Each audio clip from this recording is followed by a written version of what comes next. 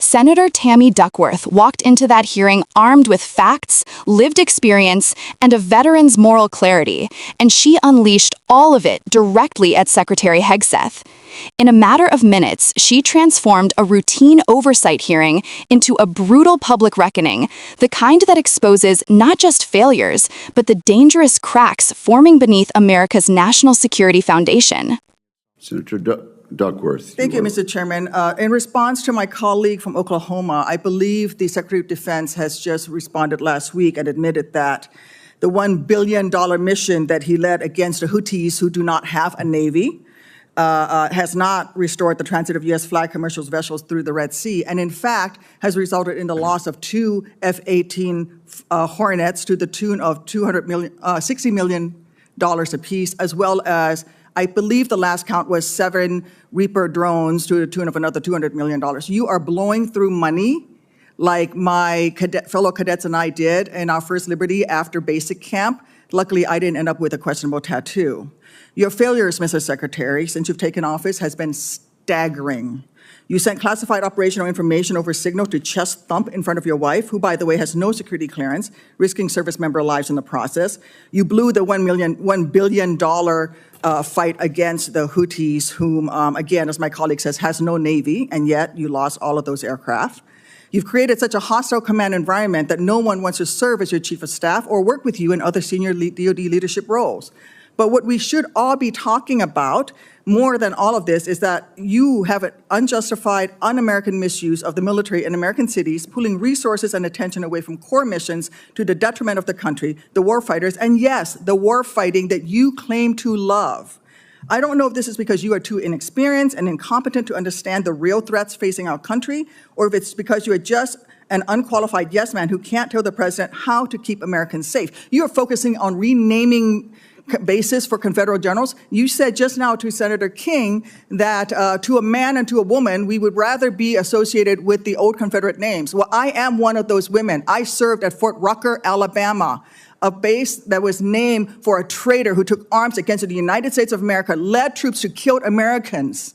It was renamed for Mike Novosel, a Medal of Honor recipient, who in his citation for the Medal of Honor includes that he saved 29 American lives, to include hovering backwards in a helicopter towards an enemy bunker where a wounded American was laying and saved that person, including after being taken fire himself. I know a little something about what it takes to fly a helicopter when you've been hit by enemy fire. That was heroic. I'd rather be associated with Mike Novosel than a failed Confederate traitor. I don't know whether you are inexperienced or too incompetent, but I wonder when you will actually focus on our nation's warfighting mission. We know that California is just a deliberate, systematic, political, and dangerous campaign led by you. We should not be using our military to play cops against Americans. General Kane, as chairman, a key part of your job is to coordinate military planning across the joint force. Is the department currently incorporating into any military plans expanding the use of the reserve forces to include the National Guard or active duty troops to support domestic law enforcement, including in other locations in the United States? Senator, you know, we carefully. No, General. Well, it's not really a yes or no question, Madam Senator. We plan all kinds of different things. I think it is a yes or no question. I'm not aware of anything, but the reason why I'm answering is the tags may be looking at something that I'm not aware of. What are you doing at your level? You're not aware of that happening at your level? Because we know that on his first day, President Trump directed U.S. Northern Command to revise its unified command plan to add new planning requirements to combat, and I quote, criminal activities. A series of follow-up executive orders continue to redirect DoD priorities to supporting domestic law enforcement, including one in April that tells DoD, and I quote, use national security assets for law and order. In other words, do law enforcement's job. I'd like to enter these executive orders into the record, Mr. Chairman. Is there objection?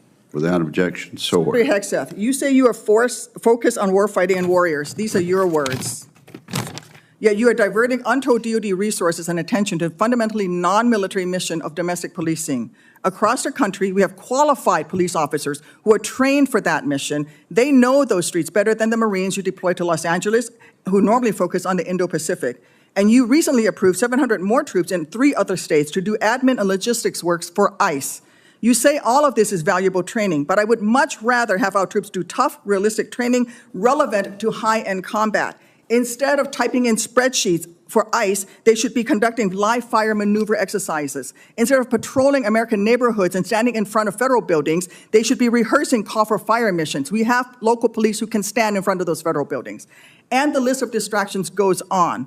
You are encouraging the DoD workforce to go work for DHS in increasing numbers. You're pulling the military away from facing foreign enemies who literally say things like death to America. And you're putting troops with weapons aimed at Americans. Mr. Secretary, let the military get back to its real job. Stop forcing them to do DHSs. And if you want to be DHS Secretary, maybe you can apply for that job when you're fired from this one due to your incompetence. Duckworth didn't fire from the hip. She delivered a precision strike built on details the country rarely hears laid out this cleanly. She started with the billion-dollar mission against the Houthis, a mission that produced none of its intended strategic objectives. A group with no navy managed to outmaneuver and outlast a U.S. operation that hemorrhaged aircraft, including 2 F-18s and at least 7 Reaper drones. That is not a footnote. That is a catastrophic failure in cost, planning, and execution, and Duckworth made sure he couldn't dodge it. Then she walked him step by step through his reckless handling of classified material, reminding the entire room that he sent operationally sensitive information through Signal just to impress his wife. Not a general, not a secure partner, his wife. Someone with no clearance, no need to know, and no role in safeguarding American operations. That moment alone would end the career of most military officers. For Duckworth, it was just one item on a much longer list. But where she truly dug the knife in was leadership. She pointed out the revolving door around him, the unwillingness of qualified officers to take senior roles under his command. Because in the military, when people refuse to work for you, it's not personal, it's structural. It means the environment is so strained, so disorganized, so unprofessional that the mission is suffering. And Duckworth made that plain. You cannot call yourself a champion of warfighters while driving away the very people needed to lead them. Then came the broader, more alarming theme, the slow, deliberate repurposing of America's military into a domestic police force. Duckworth laid bare something the country doesn't hear nearly enough. Every Marine deployed to police U.S. cities is a Marine not preparing for the Indo-Pacific. Every soldier sorting ICE paperwork is a soldier not drilling live fire maneuvers. Every guard unit pulled off its mission to do crowd control is a unit losing readiness for the actual threats America faces. This isn't drift, it's direction. And Duckworth, with her combat wounds and her lived understanding of what warfighters need, called it out as the un-American misuse of military force that it is. Her reference to Fort Rucker, now Fort Novosel, wasn't symbolic. It was personal. She trained there. She flew helicopters there. She bled for this country, and she made it clear she'd rather serve at a base named for someone who saved American lives than for someone who fought to destroy America. That is not politics. That is patriotism, grounded in experience, sacrifice, and principle. The deeper truth she exposed is this: a military without a clear mission becomes vulnerable to manipulation. Not all at once, slowly, mission by mission, deployment by deployment, executive order by executive order. And when a Secretary of Defense appears more interested in political alignment than strategic integrity, the warning signs must be loud. Duckworth wasn't trying to score points. She was sending up a flare, a warning about readiness, misuse of force, and the erosion of the apolitical military ethos that has kept America stable for generations. When she said, "Your failures have been staggering," it wasn't rhetoric, it was diagnosis. And this moment matters, not just for policy wonks or insiders, but for every American who depends on a military that remains focused, disciplined, and loyal, not to a president, but to the Constitution.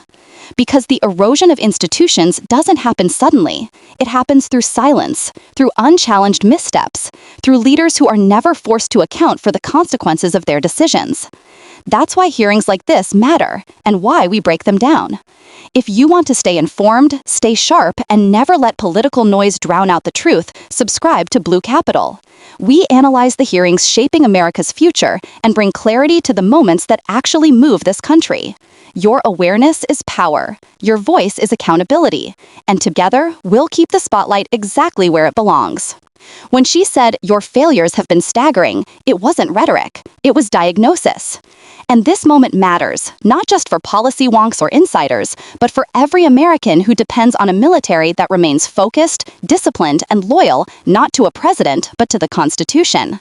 Because the erosion of institutions doesn't happen suddenly. It happens through silence, through unchallenged missteps, through leaders who are never forced to account for the consequences of their decisions.